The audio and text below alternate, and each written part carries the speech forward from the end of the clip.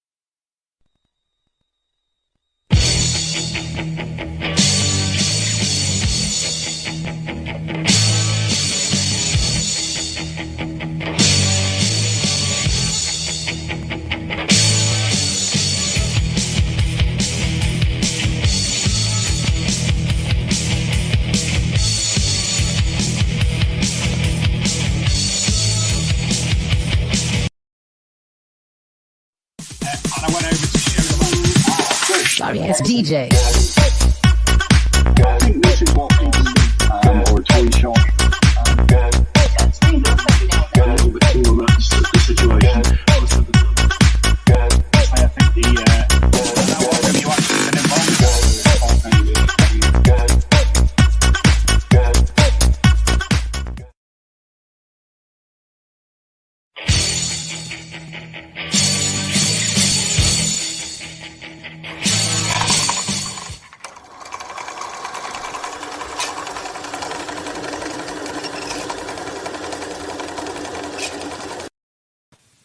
Good evening, ladies and gentlemen. It's Thursday. It's 5 minutes past 8, and it's the big metal detecting TV and radio show. Hope you're all well this fine evening. It's been a busy old week. I wish. Bloody lockdown. Anyway, here we are. And you'll notice I'm sporting a new hat. I took delivery last Friday of a new machine, the Nocta Macro Simplex, and I'm looking forward greatly to getting out and about in it and finding lots of lovely coins and relics. I've done a little video. You know I hate doing videos, so I got my daughter to do it and just done an unboxing basically. Had a play with it and it seems all right. We know I'm a technophobe, but at least I'm trying to learn, so we'll look forward greatly to that. Anyway, without further ado, before our guest, who hopefully is in the background because we lost him for a moment or two, I'm going to do a bit of screen sharing and we're going to go through this week's news. So while I just wait for that to kick in, which is there, first article, metal detecting man finds grenade in Darwin River. A suspected grenade was found in a river by a man who had been scouring the area with a metal detector. On Saturday, during the lockdown may I add, police were called to Carwood in Darwin after a man had removed what he believed was a grenade from the water close to Ashton Park. Now, personally, as you know, my belief is that at the moment, we're on a lockdown. Metal detecting shouldn't be a part of people's lives currently, unless you're very, very lucky and have a massive back garden or one of your permissions backs onto your house. That's my personal view. But this person's obviously gone metal detecting, found a metal detector, and he's calling the emergency services. That, in my book, isn't okay. Next up, Iron Age jewellery, which isn't Iron Age, found in Shropshire, declared treasure. That's a medieval brooch, not an Iron Age one. An Iron Age ring and a medieval brooch, both found in Shropshire, have been declared treasure. The gold ring, which dates from 400 to 200 BC, was only the sixth of its kind found in Britain, which is there. Lovely little piece, very, very delicate, and similar to rings found in Switzerland. It's gone all through. That's the medieval brooch found near Bridgenorth. Now, I'm wondering, because I've been on quite a few rallies in Bridgenorth with Dudley detectorists, so I'm wondering if that's actually one from their dig. Anyway, well done to Mark Lambert on discovering that. Now, this one, for anybody interested, Dig Ventures are currently putting together, which I have signed up for, how to do archaeology, starting on June the 1st. It's a course which normally costs £49, and at the moment it's £0. And as you can see, the core skills that you'll look at, where you'll go through, is what happens before excavation, what happens during excavation, what happens after the digging is finished, and it comes in chapters. So there's your chapters. First steps, stratigraphy starter, context, section perfection, fabulous finds, are you ready? Now, any metal detectorist, in my eyes, should definitely have a look at. It's free. What more could you ask for? It's free, so pop on to Dig Ventures shop, how to do archaeology. I've signed up, as I say, so there's £0 coming out of anybody's account, and hey presto, we're all learning that little bit extra, which I believe that we need in what we do. Carrying on. A farmer finds a Roman treasure trove scattered across a field. So, that's the basic image. This is what you can see at the front there. Roman coins found in Poland. Marius Dill has been looking for abandoned antlers in a field near Chichobos, south of Hrubizau, Lublin, when he came across 2,000 coins scattered across 100 metres of the field. Absolutely beautiful. So, fair dues to that man in Poland. Finally, I pop it up every week, the education page of the Archaeology and Metal Detecting Magazine website, www.archmdmag.com, has editions. And as you can see, multiple editions for different areas to get open access information, courses, books, digital libraries, etc., etc. So the National Archives have been made, more have been made available at Kew, so you can pop on there and find out to your heart's content what's going on. That all worked. How good's that? Anyway, without further ado, our guest this evening is Mr. Adam Staples. A lot of people know Adam. A lot of people know Adam well. So here he is. Good evening, Adam. You're back. Good evening, Dave. How are you? I'm okay. How are you, sir? Yeah, I'm bored, but otherwise good. Yeah, nothing serious. Have you been making a mine lab tower today then while you're bored? Yeah. I've been using it like Lego. I've got so many metal detector boxes. I thought I'd build a fort. Oh, what a great idea, a metal detector fort. Could we get away with that? Would the wife let me, do you reckon? Mate, I'm so keen to get back to, anything metal detecting related. Well, I know you work for Hanson's, which we'll speak about more so later, but you're due to go back in for a small period there, aren't you? Yeah, next week we had to postpone the auction from the 26th, 27th of March due to the lockdown. But now we're going to run it online only, close to the public, just live streamed. And that'll be next week. So I've got a few days' work next week to do. Well, if you can send us the stream link, we'll obviously be able to put that on the Archaeology Metal Detecting Magazine social media sites and what have you, and hopefully gain you a little bit extra viewership or an interest. Yeah, that'd be great. And I think Charles Hanson is a lot of fun. He's entertaining to watch, and we're going to go live half an hour before the auction. So yeah, it should be a bit of fun. As long as he doesn't say bloody bugger and bum and such like. You never know with Charles. That's a northern joke. What was the steeplejack's name who said Blaster Bates? That was a Blaster Bates term, that was. That's been mum and dad Michelle. having albums. Hi, Michelle. Who's Michelle? Hi, Michelle. Oh, Michelle's my girlfriend. Ah, hello, Michelle. Nice to see and meet you by a picture in the corner. So, life's boring and you're just taking the dog for a walk and sitting in the house rocking, I take it. Yeah, sitting rocking most of the time.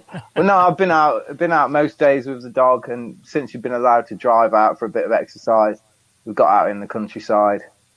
And but yeah, I was dying to get back out in the countryside, but now I can get back out there. It's still not the same as metal detecting. I'm still missing it. Do you know, I've been to the medical appointment in Wilmslow today, which is about for half an hour drive. And do you know what the main thing that I've noticed, because I've not been out at all, Adam, how overgrown the world is. Yeah. So I've seen there's a bowling green not far from me, and you wouldn't know it was a bowling green from the state of it. Madness, isn't it? Absolute madness.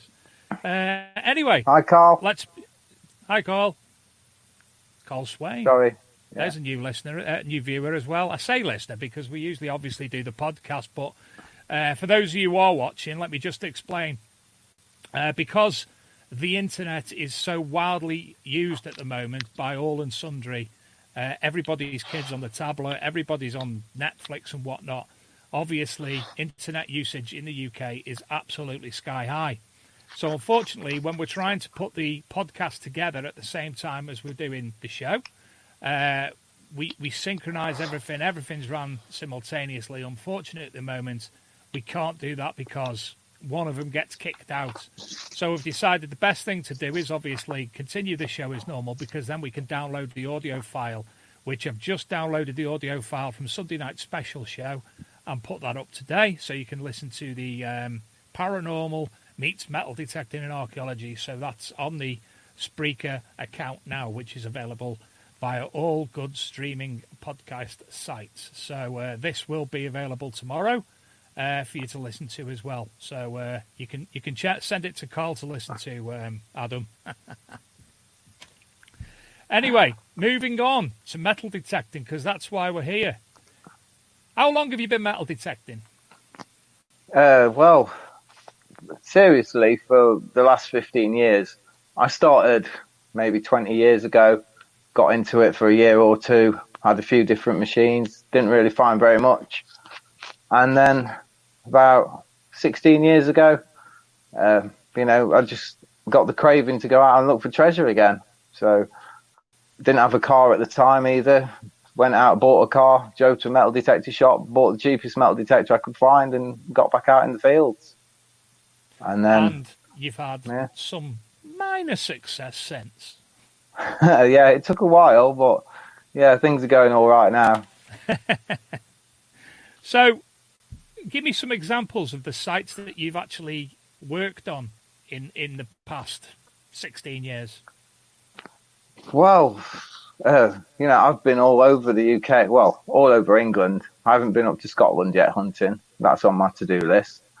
But yeah, nearly every county in Britain detected, anything from Bronze Age sites, Celtic, Roman, Anglo-Saxon. Found a few hoards, lots of medieval hammered coins, a couple of milled gold coins. I was part finder of a hoard of gold milled about 9 years ago. Wow. And you've been abroad as well?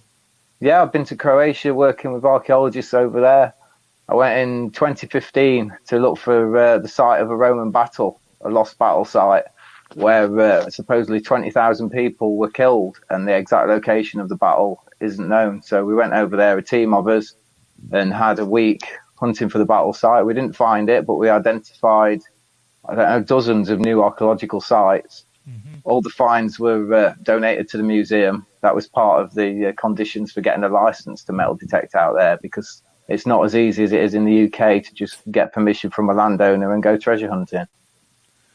What other differences are there between Croatian metal detecting and English? Is, soil type, conditions? Do you have to faff about with your machine settings to be working them conditions? Not really, no. If you're on a busy Roman site with lots of iron, then ground balancing is still important. It's not much different to detecting a mineralized site here in the UK. Over there, they're still mostly using, farming methods like in England in the 1960s. It's smallholders mostly, and land's getting deep ploughed. There's no fertilizers being put on generally, and most of the finds are in really good condition. They're not attacked by modern chemicals. Oh, that sounds fantastic. So what sort of things did you and the team, well, you primarily discover while you were there? Loads of Roman coins, hundreds of Roman coins. Roman brooches, they're really prolific over there. Most of the fields have never seen a metal detectorist, and the first time, we had miles and miles, square miles of land to, just choose where we wanted to go there, GPS the finds, give them to the museum, and just let them know where new sites were that they'd never heard of. That sounds absolutely fascinating. And did the archaeologists actually do any archaeology themselves whilst you were with them?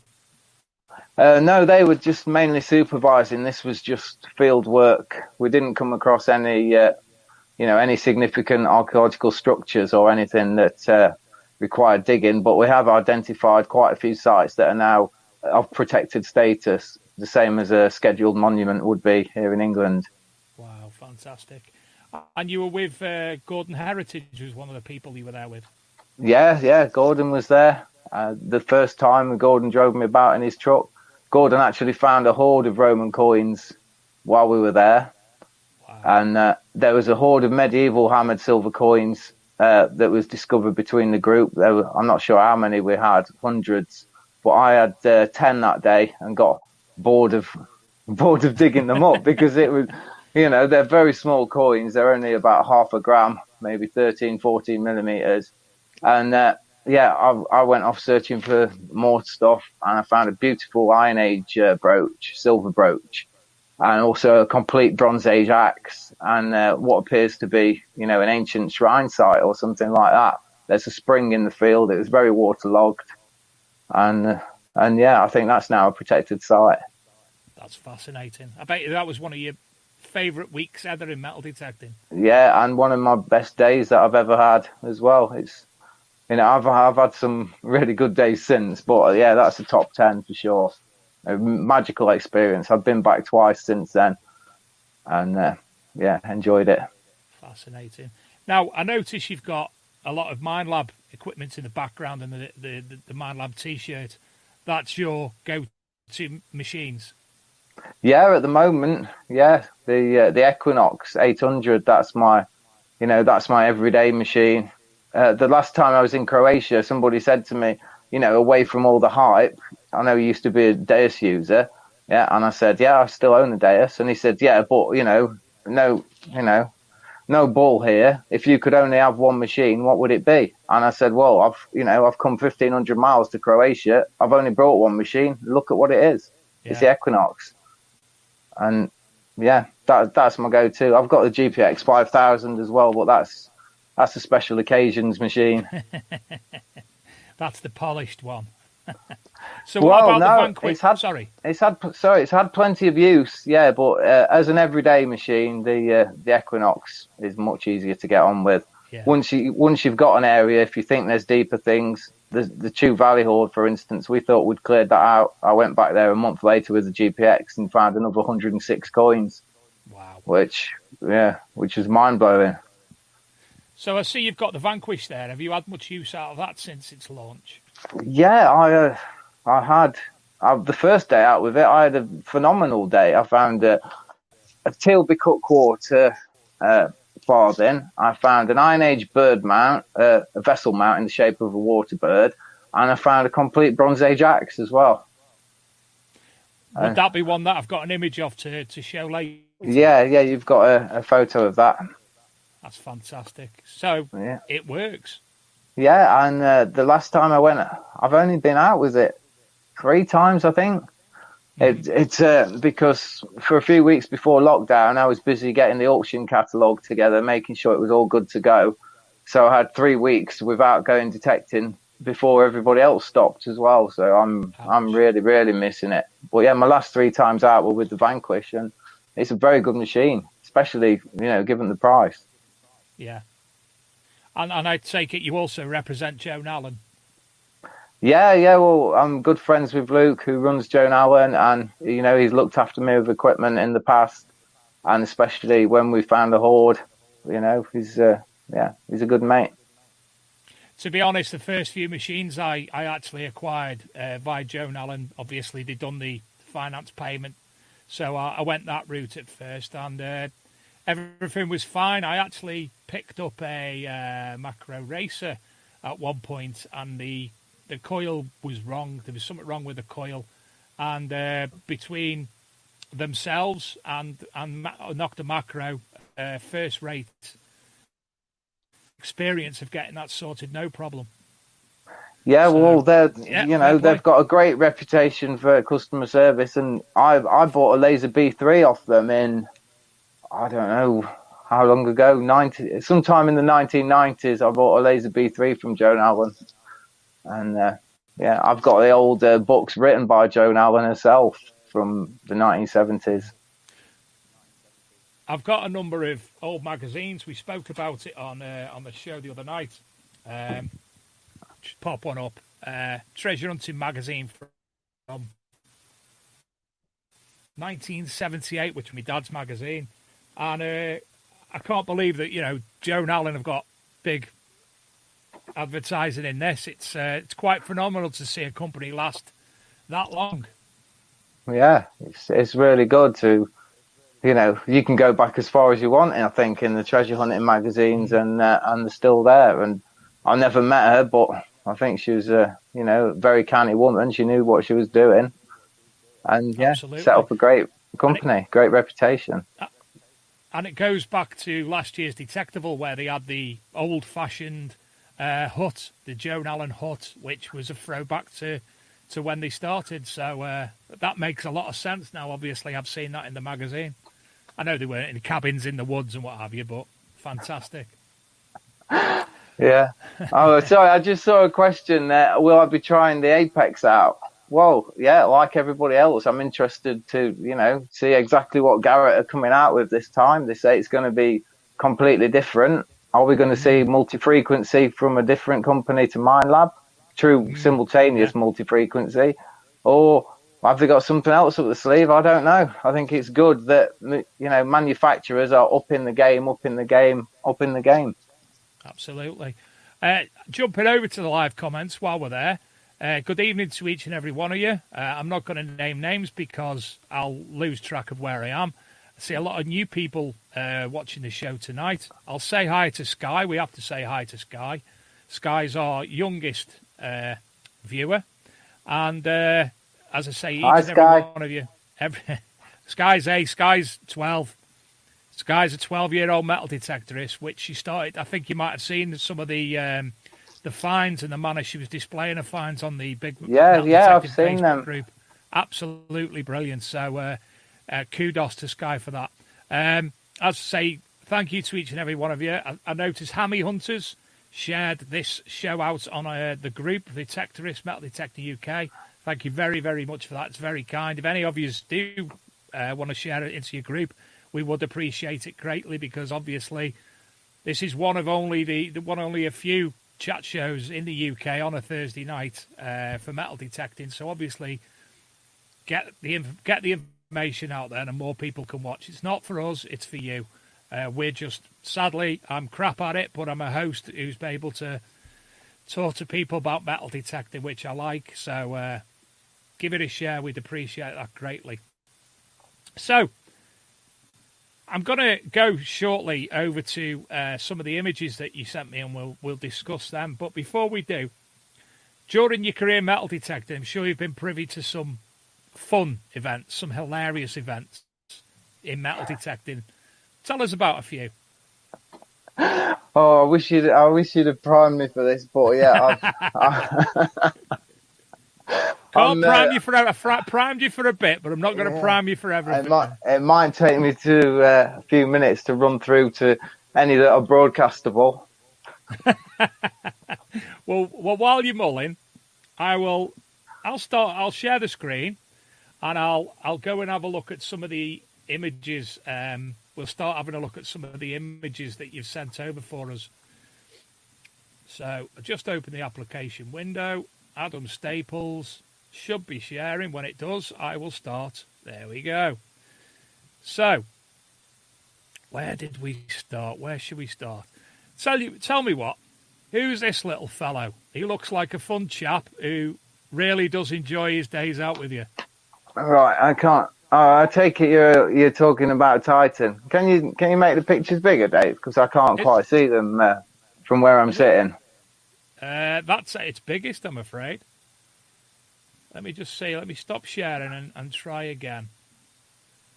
Maybe we sometimes have an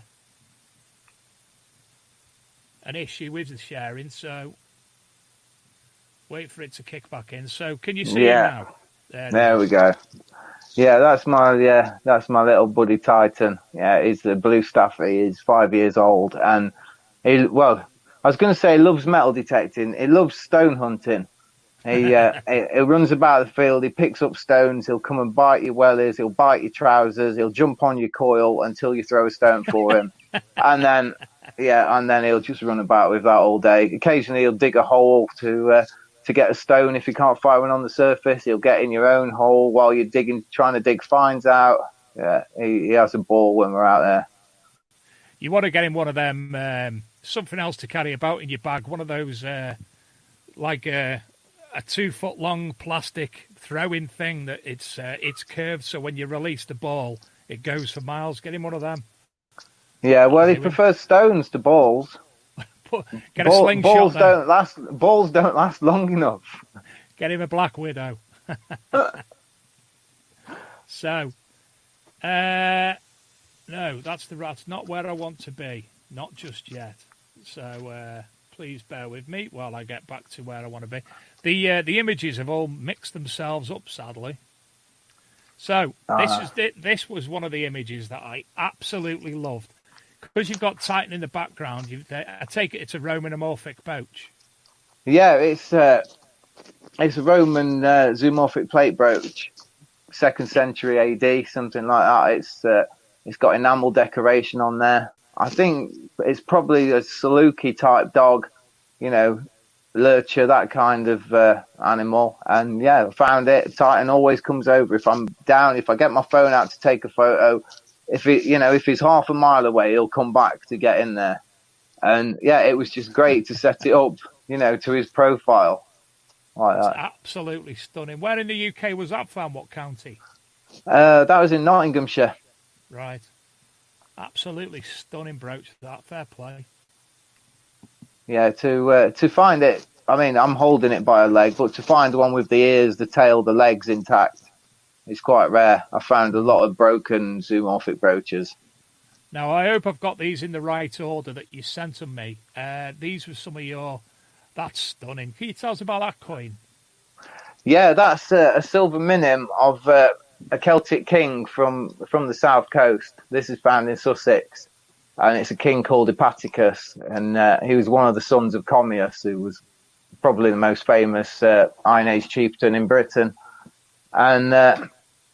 yeah, it's a tiny coin. It only weighs 0.27 grams and very difficult targets to find. Is that a wolf head?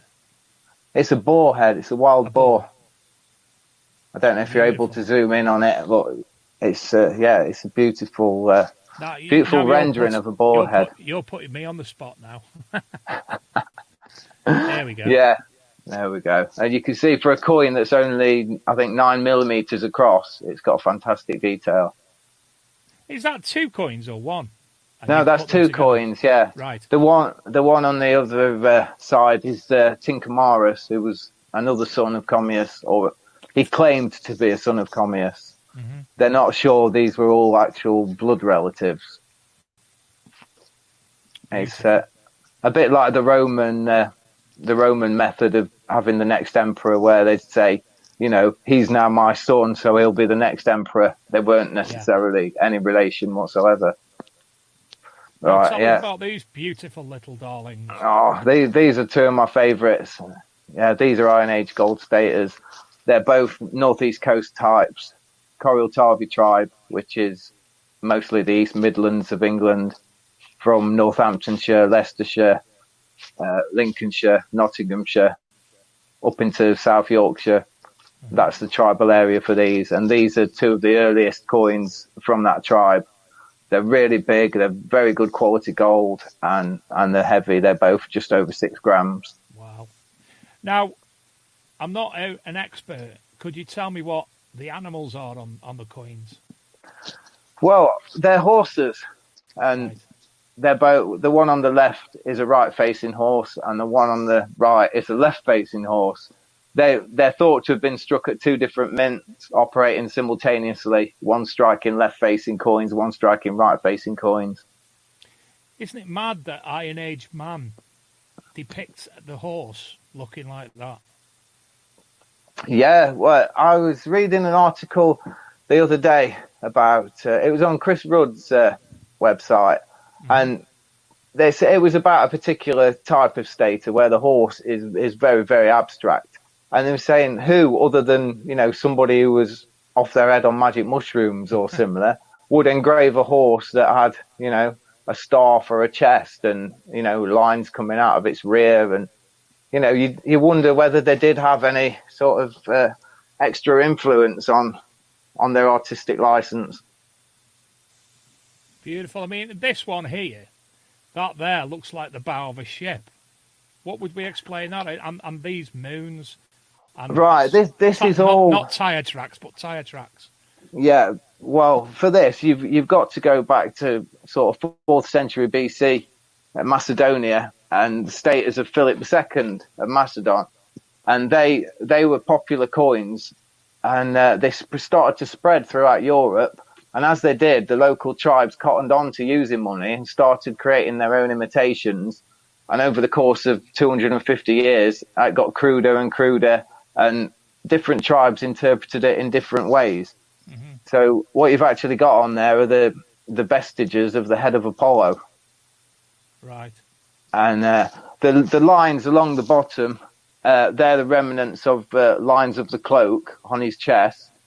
The crescents that you can see, they are hair curls around. It's a profile bust facing right.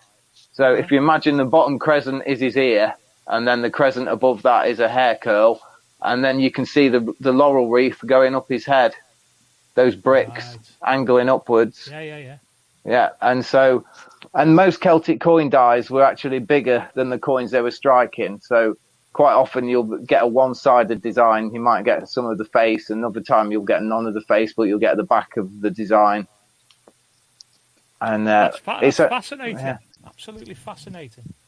And you can see, although the other coin was struck at a different mint, you're following that same, the same pattern with the line through the middle, the wreath. Although the wreath on the big coin on the right, you can see the leaves point outwards from the bar. Yeah. The top ones point upwards, the bottom ones point downwards. Whereas on the coin on the left, they're all going the same way. Yeah. Intriguing. Right, where should we go next? There was that one, wasn't there? Have I stopped sharing there? Has it come up? Yeah. It's come up. Sorry.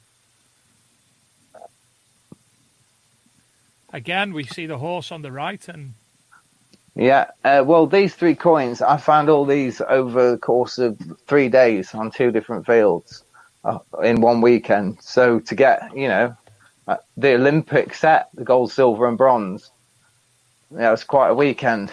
The coin on the left is Ambiani tribe, which is a tribe from northern France. And their coins came to England in quite high numbers during the time that Caesar was rampaging across France, conquering it. So that one on the left dates to about 70 BC, I think, something like that, 60 BC. The one on the right is actually a forgery of a gold coin like we just saw, the Northeast Coast type. Huh. it should be gold. It should be 6 grams of gold, and it's actually 4 grams of bronze. Wow. And it would have either been gold plated to look like gold, or possibly just really high polished bronze that, you know, in the dark or by firelight, you'd have got away with passing it off as a genuine gold coin. And it apart from obviously the coloration, it's stayed remarkably well. Yeah, it's very well preserved. It's got a great patina on it. Is that the sun on the right hand Yeah. side? Yeah. Well, it could be a sun or a star. I think it's described as a star, you know, in the catalogue. But whether it's the sun, there are some theories that the pellets above the horses represent certain constellations in the sky. You know, they look like random pellets to us, but are they? You know, was there some deeper meaning to it that's been lost over time? And finally, this is the silver. Are you able to say much about that one? Yeah, the silver at the bottom, that's the Corioltavi tribe as well, and that dates to probably 0 to 10 AD, something like that. It says Vep above the horse on there, and this is from when, you know, kings and rulers first started putting their names on coins in Britain. And this is the first person. Well, we assume it's a person. It could be a place name. It could be propaganda. But the guy Vep, he had some coins that say Vepcorf or Vepacombs on there, and he's the first one who started, or she possibly is the first one who started making inscribed coins in my area. Do you know, Adam? That's what I do when there's something going on in the street. I have a propaganda. Wah, wah, wah, wah. I think finally this was the last one of what you sent this morning. Now that is something else. Absolutely stunning. Yeah, this is Adam's Dragons. That's it's a unique Celtic coin. Sorry, it was the first recorded Celtic coin. I know there's another one out there now, although that one's a plated one. But yeah, this was a totally new type, previously unrecorded. I found it on a rally in 2015, I think. It does say down the bottom, 2015, and it's the Belgae tribe. It was probably struck at Danebury Hill Fort or somewhere nearby. And it's a totally new design, never seen before, and I was fortunate to have it named after me. There are 4 what they call dragon's heads, you know, in a spiral on one side, and hence Adam's Dragons. So that's something I'm really proud of. You couldn't ask for a better find, could you? I mean, even if there was 100, 200, 300,000, to pick something out of the ground like that is phenomenal. Yeah, and I had a great weekend rally as well. I found 3 Celtic coins that weekend, but this one will always be a special find. Anyway, we'll leave the images for a wee while, and we'll move on. So, of all of them, I take it Adam's Dragon will be one of your favourite coins that you found. Yeah, definitely. I mean, to find, I'm really into Celtic coins. I'm very passionate about them, and to find and have a coin named after me is fantastic. It's something I could have only dreamed of. We have a question from. What's he doing now? Are you pointing at? Sorry, I couldn't see. I couldn't see Scott's comment. Adam, have you still got it? Is it in a museum? The Adam's Dragon. No, it's not in a museum. I sold it. I sold it at auction, and that was part of the process. For if I'd have kept it to myself, then it might never have been published. So I sent it to auction. It got a lot of publicity. It's fixed with my name forever. It's been properly recorded, and maybe one day it'll come back to me. I'd like that. That'd be fantastic. Michelle asks, what about the Chimeri Russell effect? Can you tell us more? Oh, right. Yeah. Well, this is to do. I know we've just seen the photos of the coins, from above on both sides. They've one thing with Celtic coins, they're such high relief, and some of the designs, you look at them end flat like this, as you turn them to your eye, you start to see them in 3D. And like these sculptures you see that look like nothing until you're at the right place and everything sort of interlocks and you see an elephant or a giraffe. There are quite a few Celtic coins, particularly the ones with profile busts, where as you turn them to the side, you actually see a full-on portrait, three-dimensional. Whereas when you look at it from above, you might see a nose like here and the eye is somewhere over there. And then as you turn it, they come together. And then you've got a face.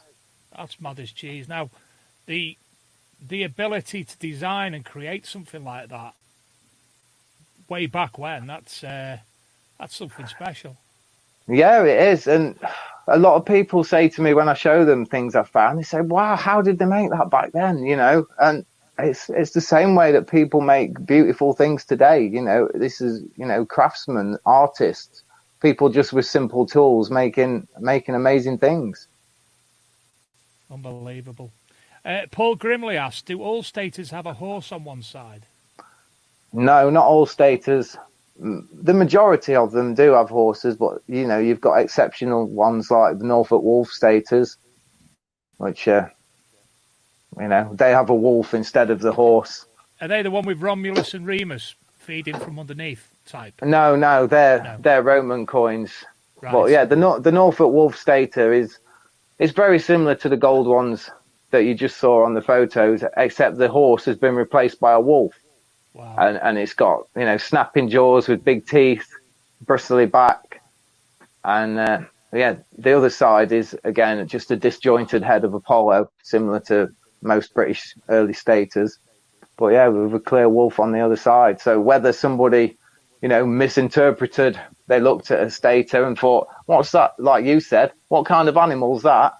And somebody might have said, it's a wolf, you know, and they're just like, okay, I'll make some with a wolf on it. Or maybe it was, you know, something deeper than that. They decided that their tribe, you know, was stronger and that wolves were better than horses. And, you know. Now, I know you work for Hanson's, and obviously you're discussing each and every find that we've seen and answering the questions. How have you amassed the knowledge of coins and the representations and the styles and, you know, all the information about them? How have you amassed that information? Just because I'm fascinated by it, or I read whatever I can find on it, and I'm just, you know, intrigued by everything behind them. You know, who was making these coins? We don't even know really. We know what tribe or what tribal area they were being made in, but you know, were they being made by the king? Were they being made by merchants? You know, who decided what was on the coins? Did they just go to somebody and say, make me some coins? Or did they say, right, I've got a very specific design here and you've got to copy this exactly right because it means something? Did everybody understand what it meant?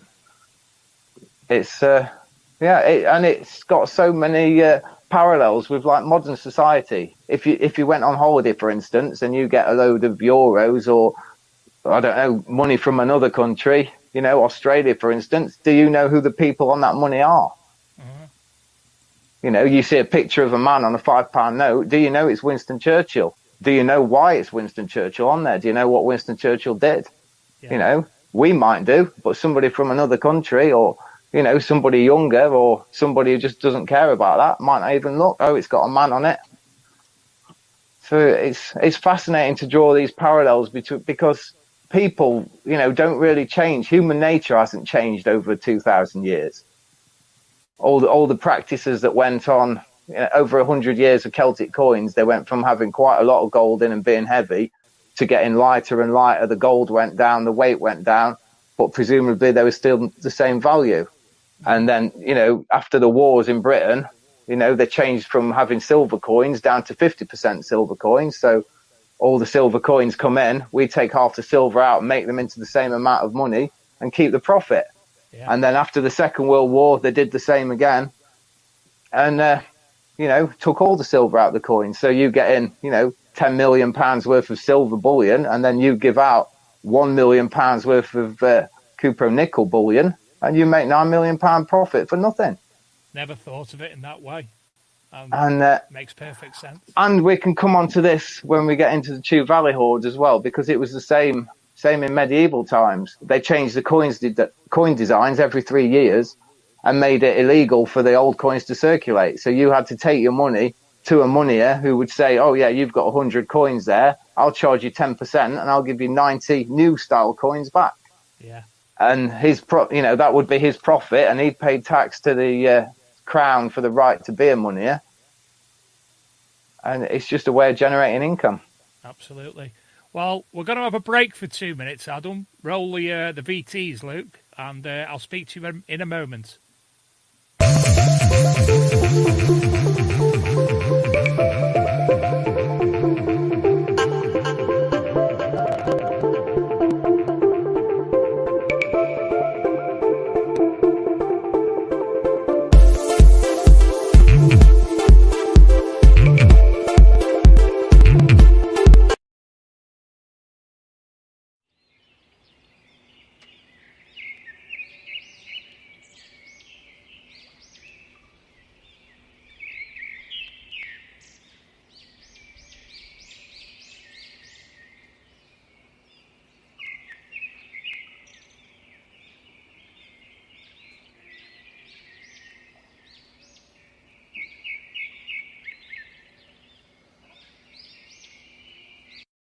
I'm Dave D, and you're watching XP Team USA.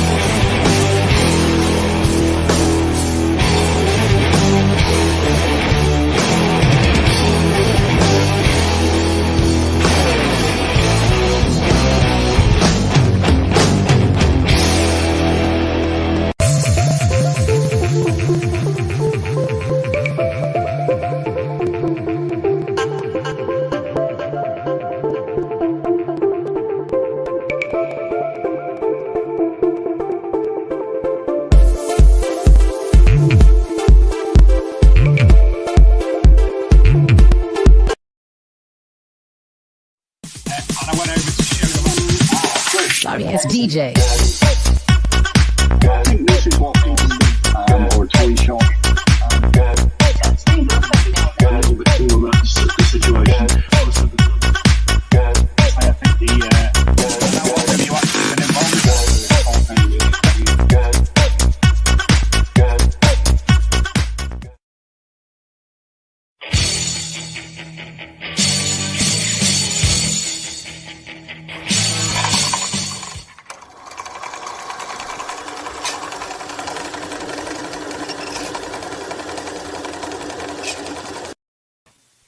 Well, while Adam was probably having a bit of a vape, I was raving out to the new big metal detecting podcast, radio show, TV show, video that Luke's created, because I think it's fantastic. And I'm here tonight in my Walter Kills World Tour because I'm a wrestling fan. So they're my one of my pro wrestling tees.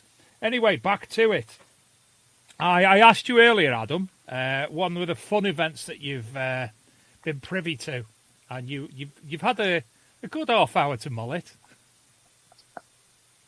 Well, yeah. Well, one of the funny things last year that with Detectable, the week before Detectable, I met up with my friend Lee, who he's got a Facebook page, Bondi Treasure Hunter.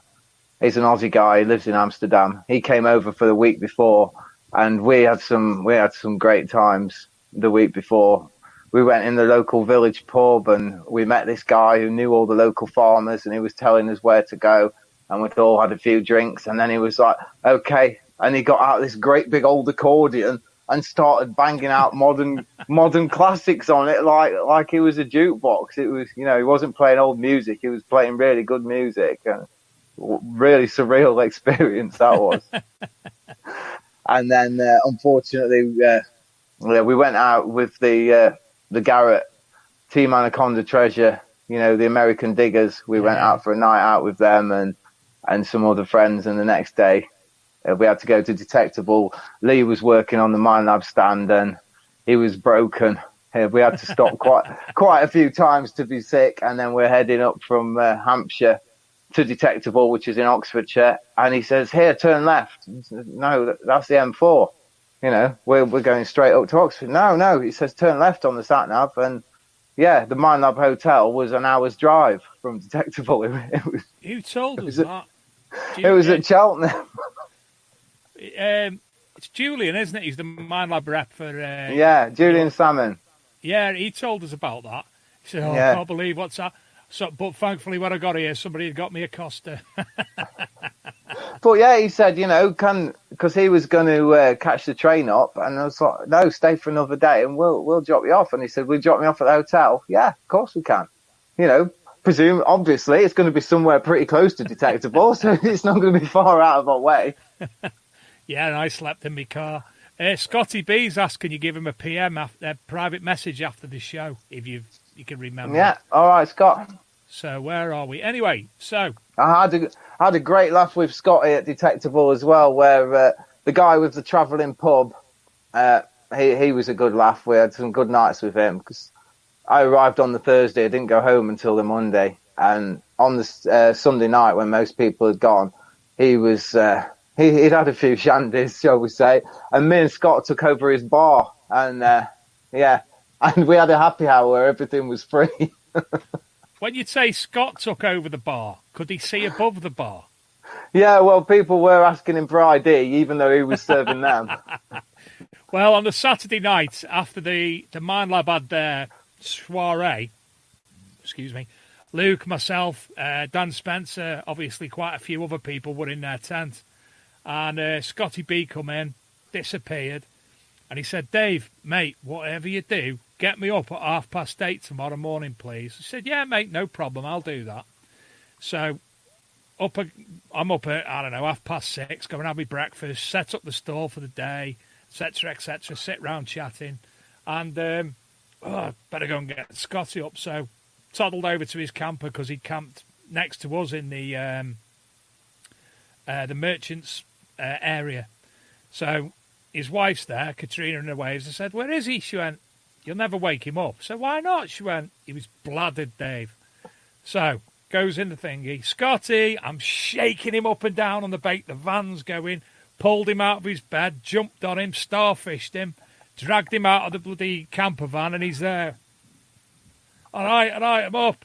2:00 in the afternoon he turned up, and he can't remember any of that. We had to send him video footage as proof. I'm not surprised. Yeah, I had a great Legend. time with Scotty. He's good fun. And I don't know if Scotty's event, his Detecticon, still going ahead or not. Currently, I think he's still got it advertised, and they're still hoping, but obviously in the current environment, I think he'll be making a decision in the next couple of weeks, which I'm sure he'll comment on. Moving on, we can see lots of lovely things in my hand at the moment. Where are we? Can't do it. There you are. Lots of lovely things in my hand. So, the Chew Valley Hoard. Now, this is a hoard of Norman coins discovered by yourself and 5 other people. 6 other people. Yeah, there was 7 of us in total. And yeah, it was January last year on some friends, and they were all Deus users before. I was a Deus user, and I moved to the Equinox. And they were always asking me, "Is it better? Is it better?" Well, yeah, that's why I'm using it. And then eventually, they bought one, and I was on the phone, giving advice over the phone. And I said, "If you can get anywhere to, for us to go, I'll come down. We'll make a weekend of it. We'll go out, have a few beers, go detecting." So that's what we did. And after, I don't know, maybe 6 hours detecting on the first day, one of my friends shouted, he said, "I've got a hammered." And I went over, I said, "What is it?" He said, "I don't know." Went over, he was pulling the soil off it, and it was a beautiful William I penny. Absolutely beautiful condition, blue toning. And, it was great. We did a bit of a video of it, took some photos. What a great result. And then walked on from that. And within a couple of feet, I got a signal, and it was a 16 on the Equinox, hammered coin sort of sound. And your first thought is, God, is this another one?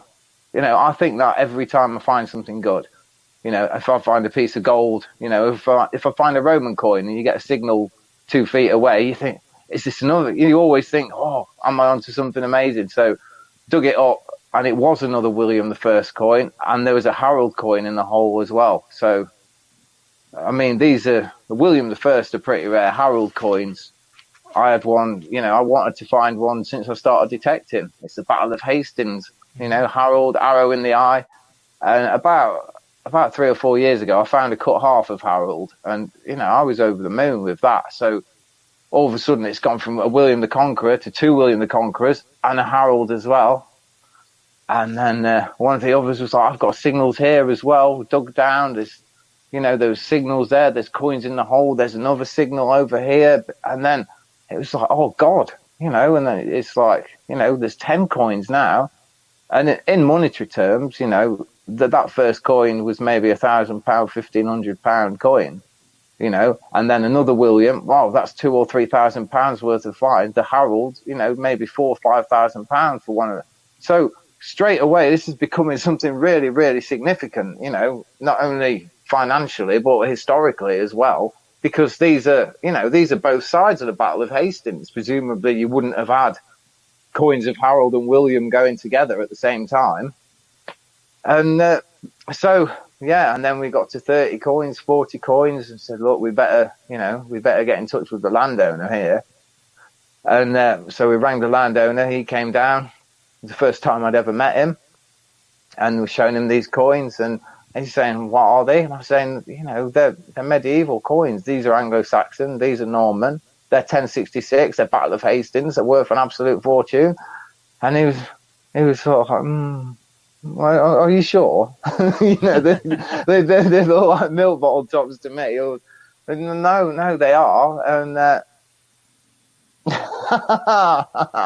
hi, Richard. Hi, Adam. Who's the biggest arse in detecting?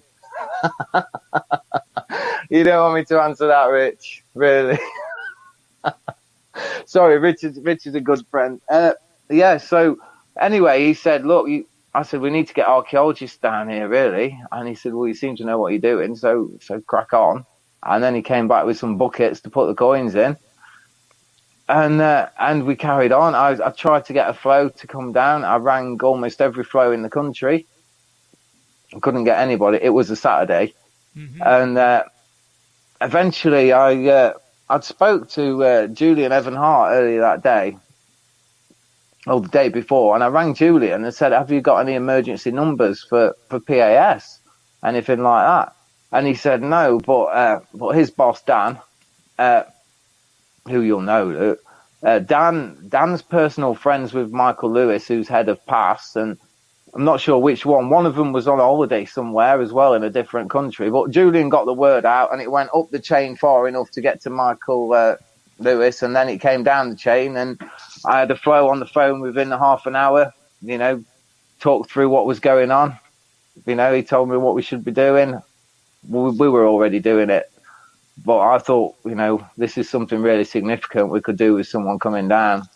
But he said, if there's any signs of a container, anything in situ, stop and we'll reassess it. But there wasn't. I was expecting to find a Lembera type, a big lead box full of coins that had been split somewhere, and that eventually we was going to come across, thousands together. But we carried on. It started pouring with rain. The landowner came back with a load of waterproofs for us to put on, and we just carried on, just getting loose coins out of the plough soil. And maybe 4 hours it took before we were confident we'd got, at least most of them. Mm. So how many did you find on that particular day? 2,400 and some. I don't know. We didn't count them, you see. We have no idea how many there were. I thought we had maybe 1,000. And some of the ones that had just been found loose, we had in a pot, and the rain had washed some of them. So I took 50 of them back to the bed and breakfast where I was staying, and just ran them under the tap so we could identify, exactly what they were, get an idea of what was in the hoard.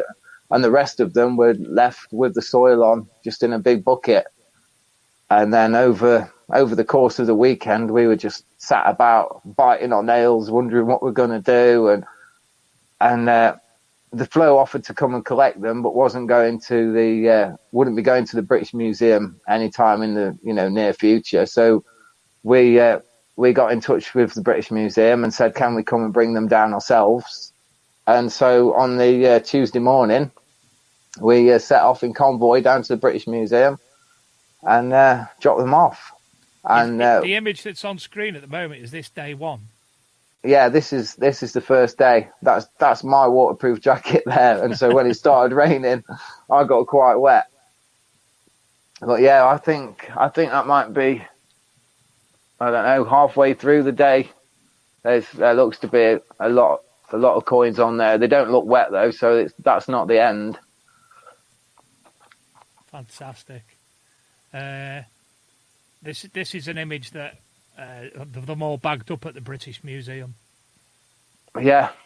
So yeah, we did count them all before we took them to the British Museum. Obviously, with something like that, we wanted to have an idea of what we had rather than just hand in a big, bucket of soil. So we went through them, and I think it was 2,400 and something. It changed slightly because there were some broken fragments in there, and when they went through cataloguing, they managed to piece some of them up. So the count that we had was slightly higher than the count that they had. Yeah. These two coins here, the one on the left is William the Conqueror, but this is a very rare type. It's a right-facing bust when it should be a left-facing bust. Oh. There aren't many known of them previously, but there were 20 of those in the hoard.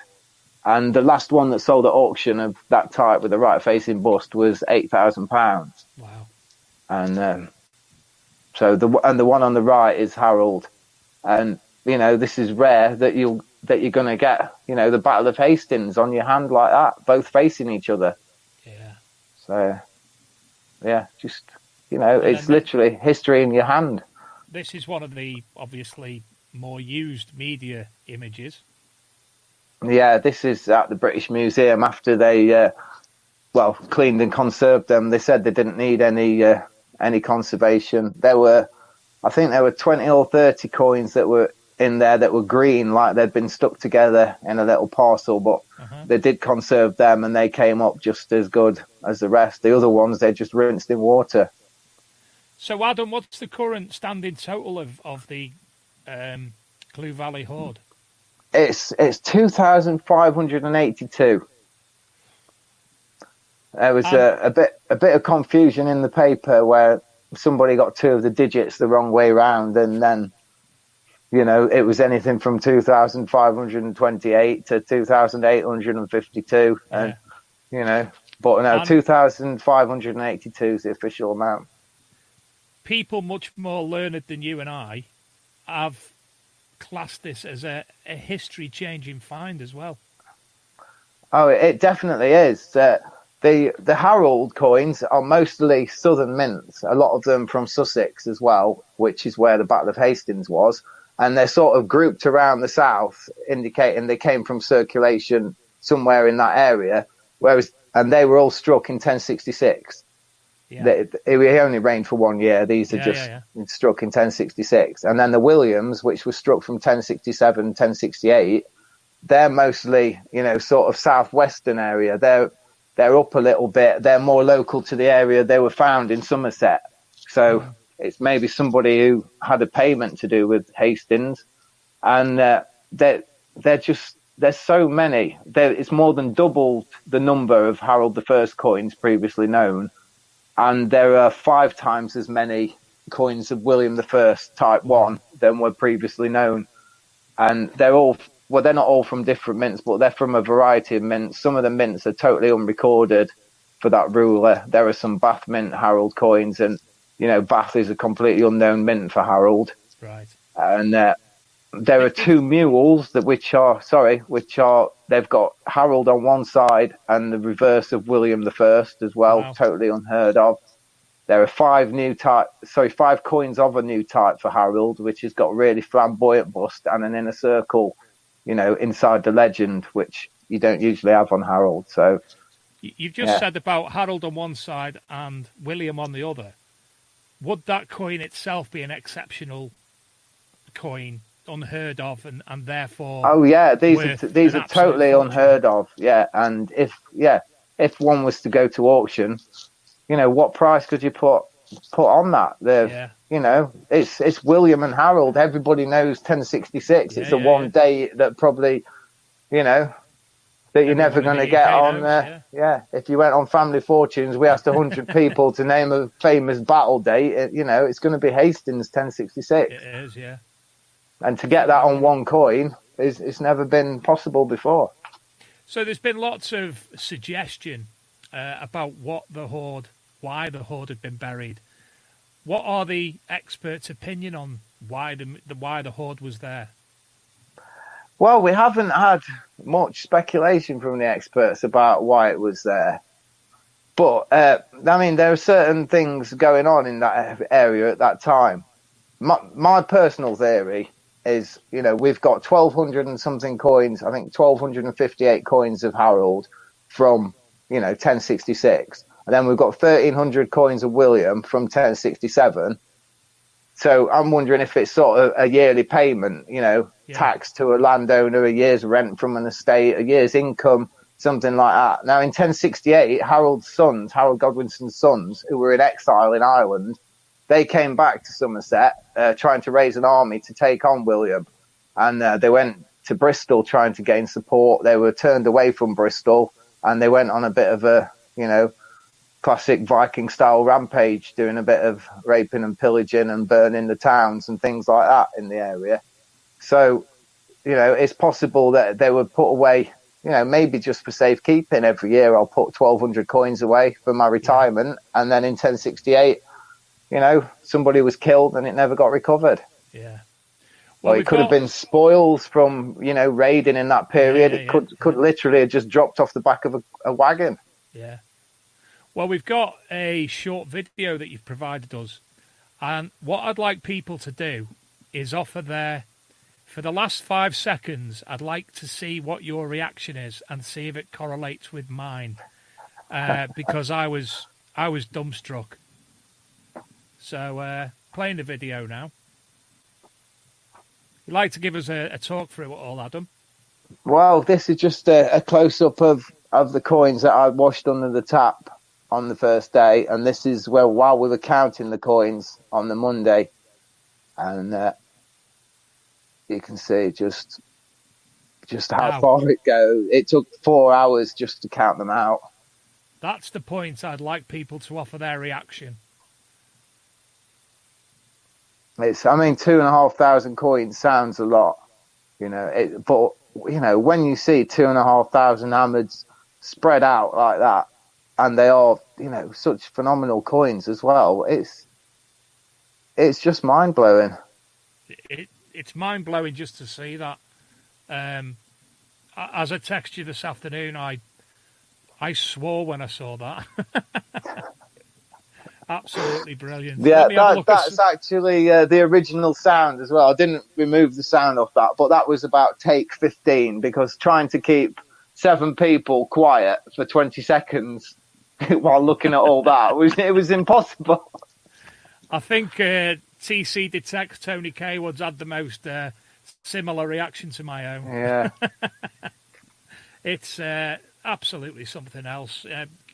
Fair dues to each and every one of the 6 of you for recovering history and making history. I know I'm on here talking about it, but it wasn't just me. I got a bit of flack at the time because it was only myself and Lisa that was doing the publicity, and people saying, there was a rumour that it was found on a rally and we were making out it was us. It's not. The other lads, they don't want the publicity. They're not in the limelight. They don't want, people knocking on the door asking them, are they millionaires and stuff. They chose to stay out of it. We respected that. We've never claimed, that it was a single find or nobody else was involved. And if they do decide to come forward at some point, that's up to them. But that's their decision.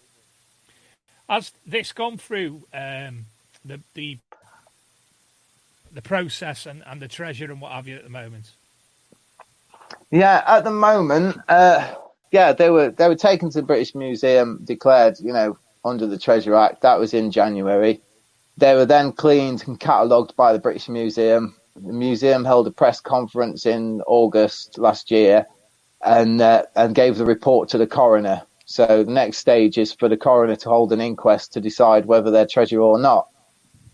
We hoped that stage would be, fairly quick. But speaking to the coroner in December last year, they said they'd just been so busy, dealing with deaths and families and things like that, they couldn't fit it in, and it would hopefully be the first quarter of this year. Now, with the state of, Britain and the health service at the moment, I don't know when they're going to get around to bothering with things like treasure. It's not, it's not the most important thing that's going on at the moment. It's mad, isn't it, that the coroner deals both with treasure and with death? You'd think there'd be a separate entity to be able to deal with things like that. Yeah, it's a very strange situation. I know they had the idea that they were going to have a single coroner to deal with treasure countrywide a few years ago, but that never took place. I don't think there was the funding to have, just a coroner just to deal with treasure. So it falls to the regional coroners to deal with the treasure cases in their area as and when they can. Richard Lincoln asks, would a hoard of this size have a negative effect on the market value of Harold and William coins? Yeah, well, this is an interesting question, because really it should. Like I said, it's more than double the amount of Harold coins. I think there was 700 known before that, and now there's 1,200 of them in this hoard. So there are a lot more coins. They're not as rare as they were. But these coins will probably never find their way onto the open market. These will go to a museum somewhere. And so they won't flood the market, and they won't affect, the price, really. I've been following the price of the coins since finding the hoard. Obviously, I've got a vested interest in this, seeing as we're going to be getting a valuation at some point. But no, it's not affected the price of Harold's whatsoever. People aren't panic selling because they know, there's 1,000 more been found. And they're still fetching as strong money as ever. What type of emotions have you been through since finding the hoard? Yeah, another curveball. About every emotion going through. I mean, as far as the hoard's concerned, no, it's been good. It's been mostly highs. There haven't been many lows with that so far. The amount of time it's taken, is a bit of a drag, but it's, sometimes it's like a dream, like it didn't happen. It was amazing at the time, and now 14 months on, 15 months on, life hasn't changed regarding that. It's a life-changing hoard, or it's just another find that's been found, it's gone to the museum, and nothing else has changed, really. Yeah. That night, the Saturday night that you first found them, how was sleep? I didn't have much sleep at all. We went to the pub straight after we packed up. Went to the local pub at maybe 6 o'clock in the evening. Had a few beers, and I had the little Tupperware pot with I think 58 coins that were in there. And that was on the table, and we kept looking out because they were in the back of the car. We kept looking out the window. Are they okay? Are they okay? We sat in the only place where we could see the car through the window, because if you had £1 million, £2 million, £5 million in cash, you wouldn't just leave it in your car and risk it. And we weren't sure what to do at all. And then when we left the pub a couple of hours later, I was that concerned. I was still looking at the car. I actually started to walk out without the Tupperware pot with the coins in, and maybe 100 grand's worth of coins on the table. And I'm walking out. I look back to make sure I hadn't left anything. Oh yeah, I left 100 grand on the table. I've got my vape and my car keys, but yeah, forgot about the 100 grand. And has life changed since finding the hoard? Well, it's changed quite a lot. My personal circumstances have changed quite a bit. I split up with my partner of 18 years. And now I've got a new partner. Life goes on. I'm back at work. I left Hanson's just over 2 years ago. to concentrate more on treasure hunting, and now, you know, back to treasure hunting on my own, keeping a roof over my head, and back to working. So the auction's keeping me busy. And talking of the auctions, I think it's about time that we went on to there. We've got some more images and whatnot, so let's hope the screen shares a little bit quicker. Paul Grimley says, well done on the hoard, and wish all 7 of you the best with it. I hope you've been through the coroner, the bit publicity to counter the streak of bad publicity the hobby has had recently. So the screen is sharing. Yeah. Thanks, Paul. Which is nice.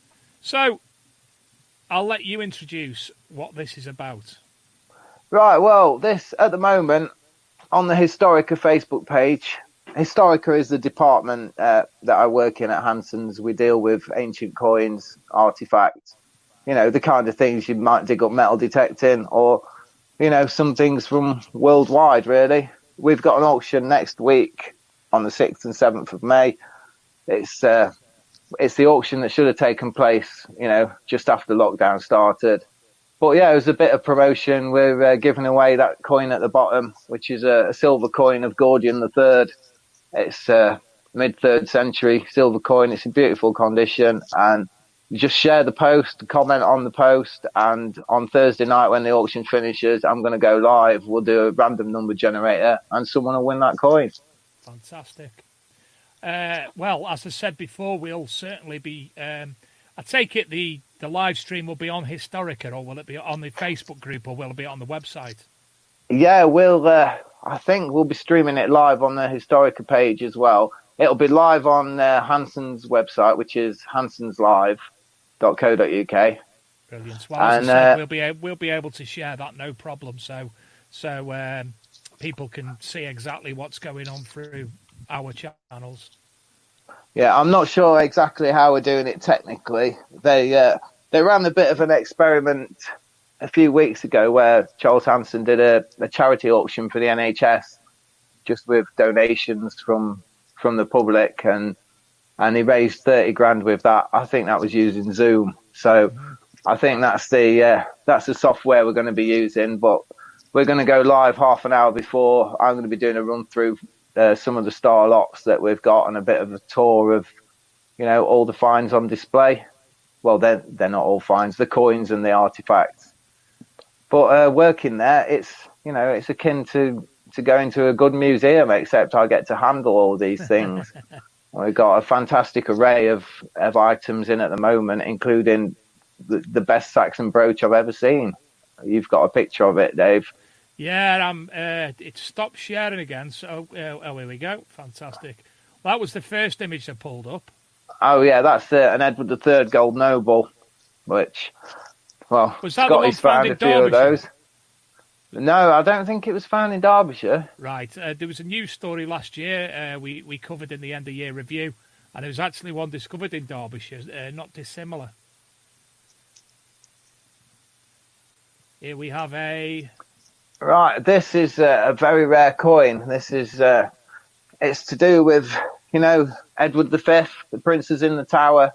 Right. And although it's struck in Edward's name, the name of Edward V, it's got the boar's head mint mark, or initial mark, which shows it was under the power of Richard III. Now, depending which reference book you read, some of them attribute it to Richard, but struck in Edward's name after Richard took over. Some of them attribute it to Edward V, struck in his lifetime, but with, you know, Richard as protector, and that's why it's got Richard's boarhead insignia on it.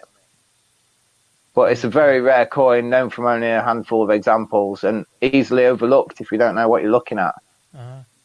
Now, this image you sent me, to me, just looked like some beads. Now, you're going to obviously offer a better description. Well, that's exactly what they are, Dave. Yeah, they're beads, but these are from a 7th century Anglo-Saxon cemetery. Wow. And they're part of a collection that was amassed by an archaeologist in the 60s and 70s. And he dug the whole cemetery, catalogued it, archived it. He passed away a few years ago. His family have got all the site archive, all the finds. There are hundreds of beads. You know, some are decorated glass, amber, rock crystal, and as well as brooches, knives, spears, pottery.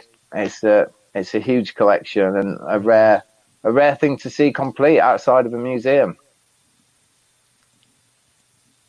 So that's being a divvy. Oh, it happened again. Lost me again. Right. Oh, yeah, back again. So, this is a nice little emblem on this. Nice shield. Yeah, this is a heraldic mount, and it relates to the Dispenser family.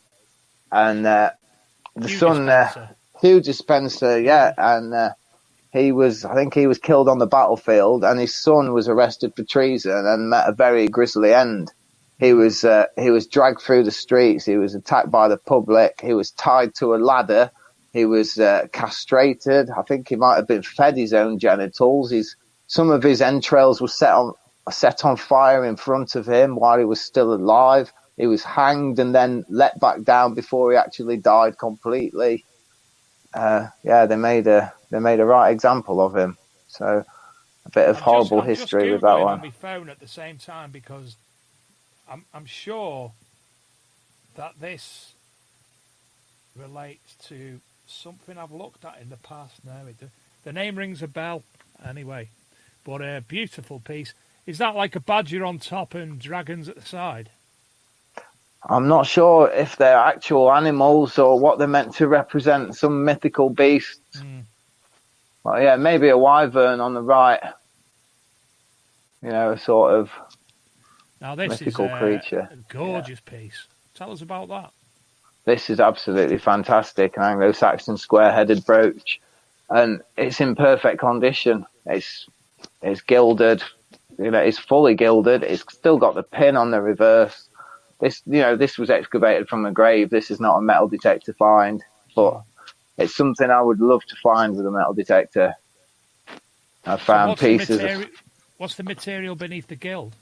Oh, it's bronze. Stunning. What does that weigh? God. 176 grams. Wow. I think. God, you could have given me some warning for that one. I could easily have looked it up. Now, this beautiful little ring. Yeah, and this one is a metal detecting find. This is a ring that's been found and gone through the treasure process.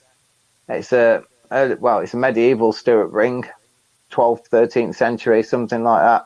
And it's got clasped hands at the shoulders. It's set with a sapphire, and it's got an inscription around the band, which is it's an abbreviated version of the French phrase, which means "I am here in place of a friend." So this is probably a gift from a friend or a lover to say, you know, I'm going somewhere, wear this ring and think of me. And yeah, it's just in fantastic condition as well for a detector find. Now that is fascinating to understand what the inscription says. I think finally here we've got one more coin. Yeah, this coin, this dates to the Anarchy period in England, when Stephen and Matilda were arguing over who was going to be king or who should be king. It's late 1130s through to about 1150. And this is Patrick, Earl of Salisbury. He was a supporter of Matilda. You know, he was opposed to the king. And Matilda took control of Bristol and the surrounding area. And they were striking their own coins, the local lords. You know, as we talked about earlier, you know, making revenue, paying for the army. And this is only the fourth known example of this type. And it was found near Salisbury last year. And it's a very rare coin, and I think it'll do very well. Fantastic. Well, as I say, don't forget to, I'll keep an eye on the Historica Facebook page, but don't forget to give me a gentle reminder. Yeah, I'll try. Yeah, if not, give me a reminder to remind you. But yeah, everything will be on the Historica Facebook page. We'll put updates on there, and if it's not streamed on there, there'll be a link where you can view it. So the small team at Historica is yourself, Mark Betcher. Is there anyone else involved in that? Yeah, it's me, Mark Betcher, Alan Smith of Essex Coins, and Charles Hanson. Right. So you've got to be. The auction itself, is it just related to things like this, or is there other things in the auction? Well, there's artifacts, anything from pottery right through to brooches. Strap ends, belt fittings, rings, jewellery. We've got posy rings in this auction. Some Georgian mourning rings as well, which they seem to be quite popular. There's one that says "Prepare to follow" on there. It has a skull on there, and this is to remind yourself when somebody died. Yeah. Quite often in their will, they would make a provision for, make 6 gold rings and give them to each member of my family. And this is sort of, I'm dead, but you're next, sort of, obviously, sort of message. For people who are involved in metal detecting, archaeology and such like, it's also a good idea to watch it. Don't take any notice of what things are selling for, but you are going to learn about different things, and you may be able to identify something that you have yourself just by looking at what's in the auction, because I'm sure you'll be discussing in depth what each item is as it's for sale. Yeah, and the catalogue's online. If you go to the Historica Facebook page, look through. You don't have to be bidding. There's some beautiful items in there, some beautiful pieces of art. And or just to look through and think, oh, I've found a piece of one of them, and recognize your own finds through that. This is how I've amassed my knowledge, is just through, I think I've read every single treasure hunting magazine and every single searching magazine since they first came out, and and the books, and just absorb yourself in it. I'm lucky that my life's been taken over by it virtually, so I see a lot of things. And you also have a career in the subject as well, really. Well, yeah, I'm very fortunate that my life has evolved into a way that I can be absorbed in it full time, really, because I do it. I mean, it's great to find a hoard that's worth a load of money, but I would still want to do it if all the coins were worth nothing. Even, go to Croatia, pay your own flights to go out there, pay your own accommodation, dig some stuff up and give it all away. Yeah, I'm in still, I just love it. So, how often do you actually get out metal detecting when things are in normal circumstances? As often as I can, really. If through the winter months, if the weather's all right and the land's available, I'll go for 5 days at a time or a week at a time. No problem. And then with the Hansons and the auction, it sort of comes in a 3-month or 4-month cycle where there's not much to do, and then all of a sudden it's 7 days a week work, and I don't get out for a couple of weeks, and then it slows back down again. I've got the freedom to get back out in the fields, and weather permitting and land permitting, I'm out as much as I can. Yeah. Well, I have promised Mark that when things do return to normal and social distancing is eased, at some point I will pop down to it's in Derby, isn't it? The auction room. Yeah, it's based just outside Derby at Etwall. Yeah, I only work at Utoxeter, so it's not far. Oh, right, yeah. I'll pop down, definitely. Just the experience of seeing what goes on, to be honest. It'll be fantastic. So, yeah, if you time it, usually all the Historica things go on display 2 weeks before the auction.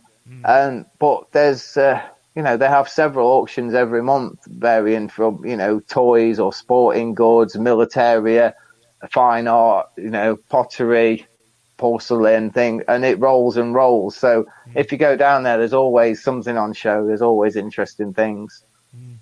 I actually live not 100 metres away from Adam Partridge from Adam Partridge Auction Ranges on Find It, Fix It, Flog It.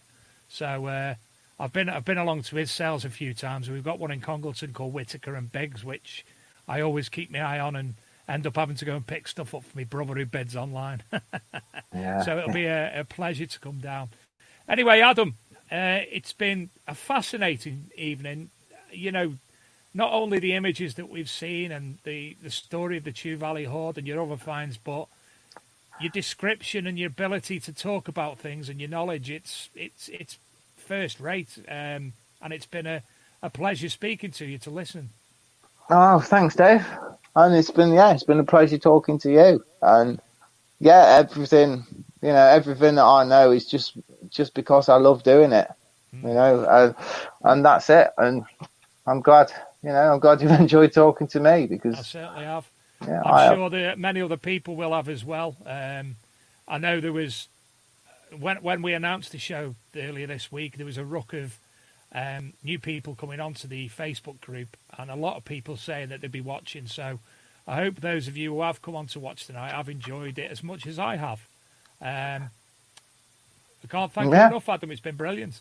Thanks for watching, guys, and thanks for commenting, taking part, and giving me something to talk about. It's nice to know people are watching it, and it's not like, oh, it's Adam again talking about Chew Valley, more yawn. and it stopped you rocking for an hour and a half. Yeah, I'm going to go back to rocking in a minute. Anyway, ladies and gentlemen, obviously broadcast will be put onto the podcast tomorrow, so you can listen to it in your car, whatever, if you want to again, or for those of you who are listening after we've done the show, I hope you've enjoyed listening. I'm sorry that you couldn't see the images in Listeningville. To all the listeners tonight, thank you all for popping along. I hope you've enjoyed the show. Thank you as ever to all the people who put the effort into the Archaeology and Metal Detecting magazine, the show, the groups, Tim Levine, Tony, Kay Wood, obviously Luke. Couldn't do this without Luke in any way, shape or form. Laura, probably many people, Lee Hull, Tombo Brew, other people. Ed's gone now. Thank you again, Adam, finally. And thank you, Luke. Ladies and gentlemen, next Thursday night. Can I just plug my Instagram? Right? I've only recently started on Instagram.